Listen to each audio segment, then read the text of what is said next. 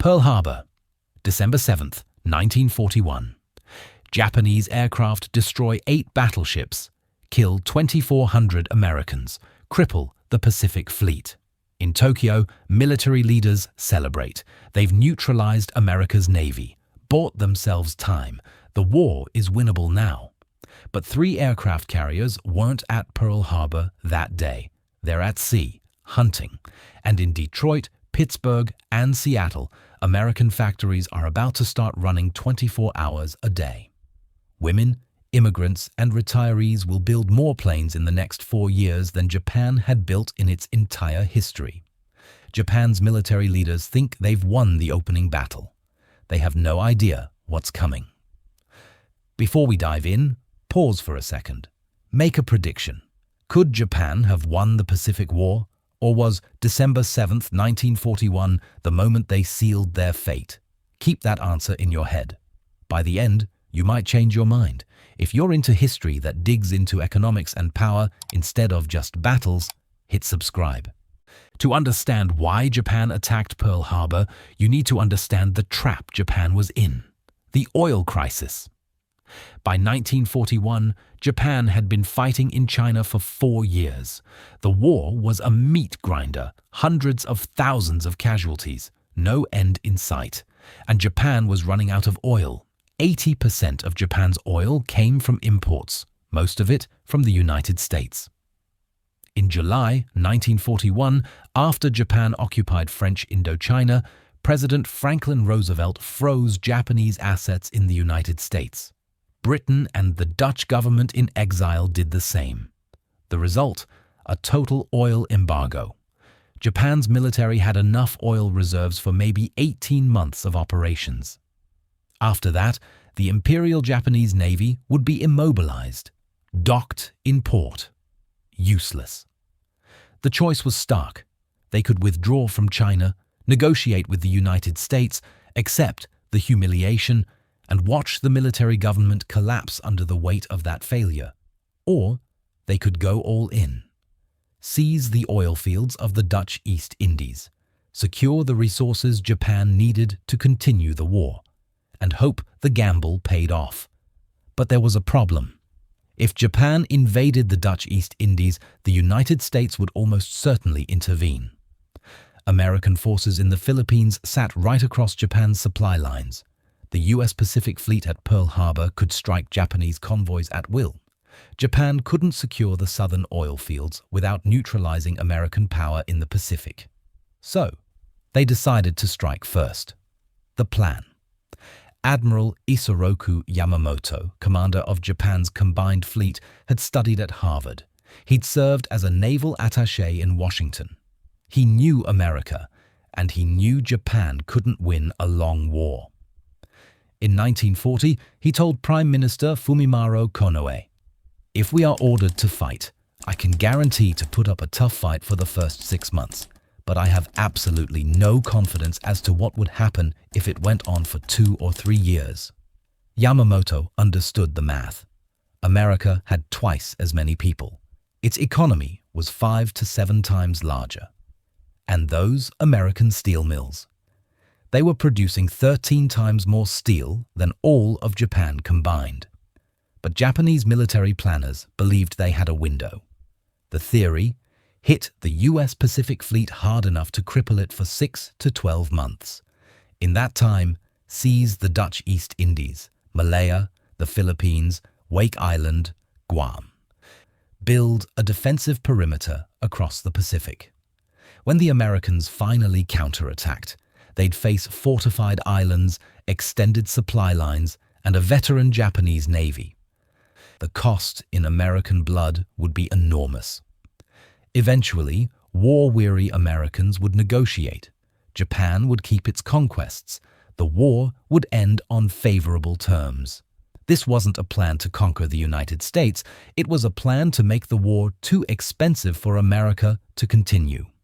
It required one critical assumption: that Americans lacked the will to fight a long, brutal war in the Pacific. That assumption was catastrophically wrong. December 7, 1941, 6:20 a.m. Hawaiian time. The first wave of Japanese aircraft, 183 planes, launches from 6 aircraft carriers 230 miles north of Oahu. 7:48 a.m., the attack begins. Japanese torpedo bombers and dive bombers hit Battleship Row. The USS Arizona explodes after a bomb penetrates its magazine, igniting over 1 million pounds of ammunition. 1,177 crew members die in minutes. The USS Oklahoma takes 9 torpedoes and capsizes, trapping 429 men inside. Within 2 hours, 8 battleships are sunk or damaged, 188 American aircraft destroyed. 2,403 Americans dead. Japan loses 29 aircraft, 5 midget submarines, and 130 men. Tokyo celebrates. In the short term, it looks like a stunning success. The U.S. battleship fleet is crippled. Japan's southern offensive can proceed unopposed. But there are problems. The 3 American aircraft carriers, Enterprise, Lexington, and Saratoga, weren't at Pearl Harbor. Enterprise was delayed by weather. Lexington was delivering aircraft to Midway. Saratoga was in San Diego. All 3 survived. And here's what the Japanese bombers missed. Pearl Harbor's massive fuel storage tanks holding millions of gallons of oil sit intact. The repair docks that will raise and rebuild those sunken battleships are undamaged. The submarine base that will launch the most devastating undersea campaign in history is fully operational. Japan sank the ships, but they left the infrastructure that would bring them back. Most critically, American public opinion, which had been divided about entering the war, unified instantly. The next day, President Roosevelt asked Congress for a declaration of war.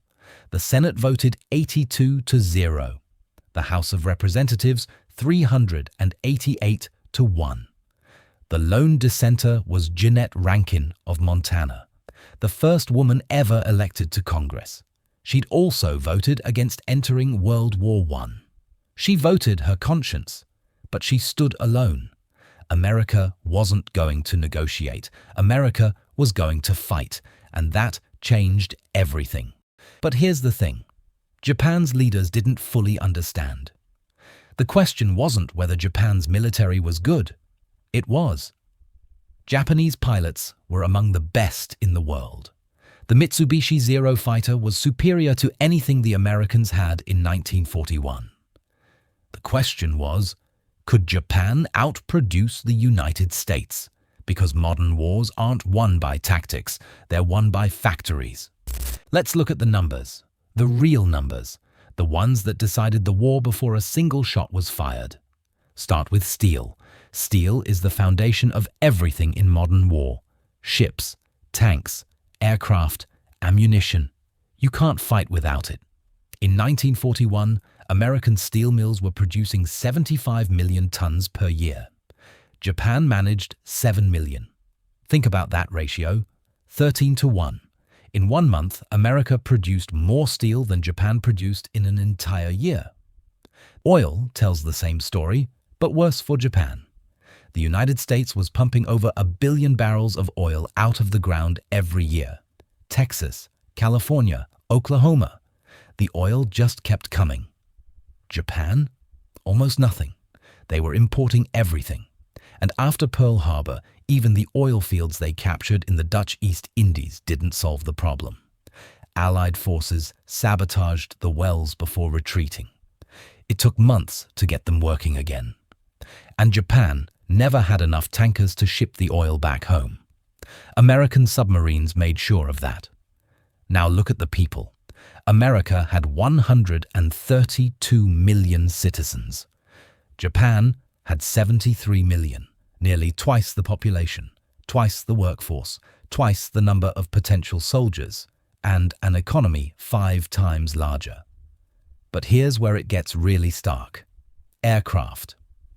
Between 1941 and 1945, American factories built 354,000 aircraft. Fighters, bombers, torpedo planes, reconnaissance aircraft, 354,000. Japan, over the same period, built 76,000. Let me put that in perspective. In 1944 alone, at peak production, the United States built 96,000 aircraft in a single year. That's more than Japan built during the entire war. Japan's best year? 28,000 aircraft. The United States was building planes 3 times faster, every single year. Warships. The gap in shipbuilding is almost absurd.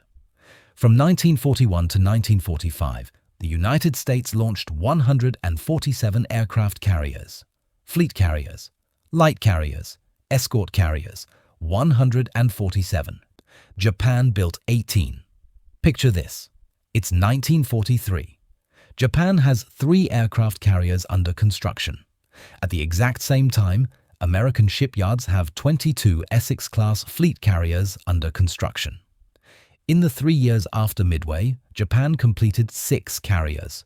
The United States completed 17. And carriers are just the beginning. America also built 2,700 Liberty ships during the war. Cargo vessels, transports, supply ships. That's 3 new ships every 2 days, on average, for 4 years straight. Japan couldn't match it. Not even close. This wasn't a contest. It was a mismatch of historic proportions. Japan's strategy rested on one assumption. Americans would see the cost, get tired, and quit. This wasn't entirely irrational. Japan had fought the Russian Empire in 1904 and 1905. Russia was larger, more populous, and had more resources. But after Japan destroyed the Russian Baltic Fleet at the Battle of Tsushima, Russia negotiated peace. The war was expensive. The Russian population was exhausted. Tsar Nicholas II accepted a settlement. Japan thought the same logic would apply to the United States. This was a catastrophic misreading of American political culture. The United States in 1941 wasn't Tsarist Russia in 1905. America was a democracy, yes, but Pearl Harbor unified the country in a way Japan didn't anticipate.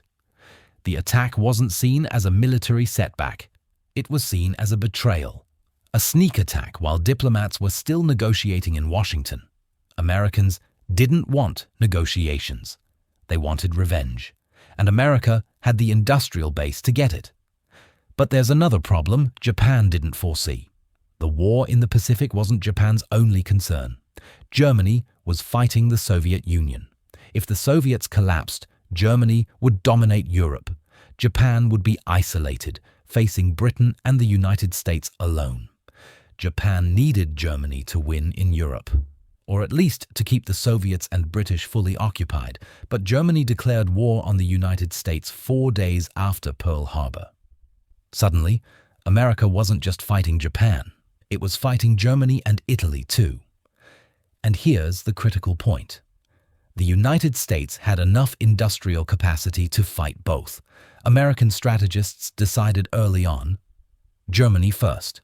Defeat the most dangerous enemy, then turn full attention to Japan. Japan was facing a fraction of American power, and it was still losing. Midway, June 1942. 6 months after Pearl Harbor, Japan's offensive had been stunningly successful.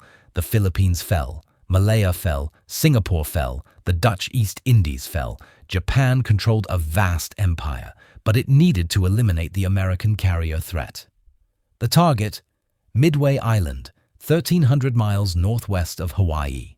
Force the U.S. carriers into a decisive battle. Destroy them. Admiral Yamamoto led a massive fleet, 4 aircraft carriers, hundreds of aircraft, battleships, cruisers. It was the most powerful naval force Japan had ever assembled. The Americans had 3 carriers: Enterprise, Hornet, and Yorktown. Yorktown had been damaged at the Battle of the Coral Sea a month earlier, but Navy repair crews worked around the clock to get her operational. American codebreakers had intercepted Japanese communications. They knew the attack was coming. They knew the target. On June 4, American dive bombers caught 3 Japanese carriers, Akagi, Kaga, and Soryu, with their decks full of armed and fueled aircraft. In 5 minutes, all 3 carriers were burning wrecks. A 4th carrier, Hiryu, was sunk later that day. In 1 day, Japan lost 4 fleet carriers, the core of its striking power. Over 250 aircraft gone, more than 3,000 men killed, including over 200 of the most experienced pilots and aircrew in the Imperial Navy. The Americans lost Yorktown and 1 destroyer. That was it. Japan never recovered. The Midway carriers weren't just ships. They were the veteran core of Japan's naval aviation. The pilots who'd trained for years. The mechanics who knew the aircraft inside and out. You can build a carrier in a year. You can't train a carrier pilot in a year.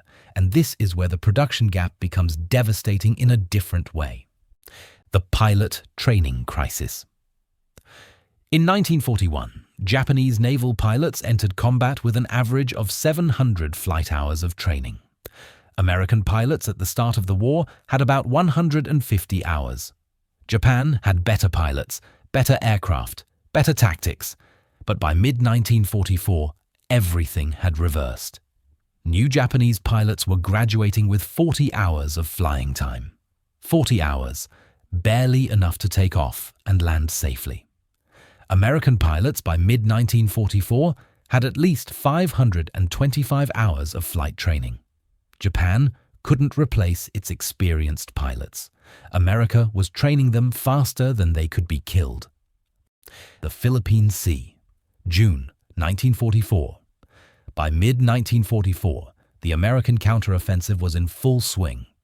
U.S. forces were closing in on the Mariana Islands, Saipan, Tinian, Guam. Japan launched a massive carrier strike. 9 carriers, over 400 aircraft. American fighters flying the new F-6F Hellcat tore through the Japanese formations. In what American pilots called the Great Marianas Turkey Shoot, Japan lost over 600 aircraft in 2 days. For comparison, that's more planes than Japan built in an entire year at peak production. American losses, 123 aircraft. It wasn't even close. By this point, the U.S. Navy had 18 fleet and light carriers in the Pacific. Japan had 9. But numbers don't tell the full story. American carriers were equipped with radar. American pilots had hundreds of hours of training. American aircraft were being replaced faster than they could be shot down. Japan's carriers had inexperienced pilots, obsolete aircraft, and no way to replace losses. In the last 8 months of the war, the U.S. Navy lost only 2 dive bombers and 5 torpedo planes in aerial combat. The Imperial Japanese Navy still existed on paper, but as a fighting force, it was finished. Here's the fundamental reality. Japan's strategy required the United States to quit, but the United States doesn't quit wars it's committed to, especially wars that start with a surprise attack killing thousands of Americans. Even if every Japanese tactical decision had been perfect, even if Midway had gone differently, even if Japanese pilots had been better trained, it wouldn't have mattered. Because wars of attrition are won by whoever can replace losses faster. And Japan couldn't do that. Let's say Japan had won at Midway, sunk all 3 American carriers, killed thousands more US sailors. What happens next? American shipyards start building replacements. Training schools graduate new pilots, and the counter-offensive keeps coming relentless because the industrial base behind it is untouchable. Japan's economy was running at maximum capacity by 1943. Factories were working around the clock. Civilian production had been stripped to nothing. Every resource was going to the military, and it still wasn't enough. The United States in 1943 and 1944 was fighting a 2-ocean war, sending massive supplies to Britain and the Soviet Union, equipping millions of soldiers, building thousands of ships and aircraft, and American production kept growing. By 1945, more than half of all industrial production in the world was taking place in the United States. The lesson. Yamamoto knew this. That's why his quote about 6 months was so prophetic. He told the Japanese government, "I can run wild for 6 months to a year. After that, I have no expectation of success." Battle of Midway, June 1942, exactly 6 months after Pearl Harbor. Yamamoto was right. It's documented that Yamamoto spent the day after Pearl Harbor sunk in apparent depression while his staff celebrated. He knew, viscerally, that he had just guaranteed Japan's defeat. But Japan attacked anyway, because the alternative, withdrawing from China, accepting the oil embargo, watching the military government lose face, was politically impossible. So Japan bet on American war weariness, leading to a negotiated peace. It was the wrong bet, not because American soldiers were braver or because American generals were smarter, but because American factories could replace losses faster than Japan could inflict them. Wars of attrition are won by the side that can replace losses faster, and in 1941, that side was the United States. Not even close. Here's my question for you. Japan's leadership knew the math. Yamamoto explicitly warned them. The oil embargo left them 18 months before the Navy stopped moving. They attacked anyway. Was Pearl Harbor a rational calculation, a desperate gamble, or strategic suicide? Leave your answer in the comments. This is one of those questions where smart people disagree completely, and I want to know where you stand. This isn't just about World War II. This is about what happens when nations make decisions based on hope instead of math, when ideology overrides industrial reality, when leaders choose war knowing they'll probably lose. Japan tried to win an economic war against an adversary that could replace 10 tanks for every one Japan built. It was never a contest. It was never even close. If this changed how you think about history, hit that like button. Subscribe for more deep dives into the systems that actually shape the world. Thanks for watching.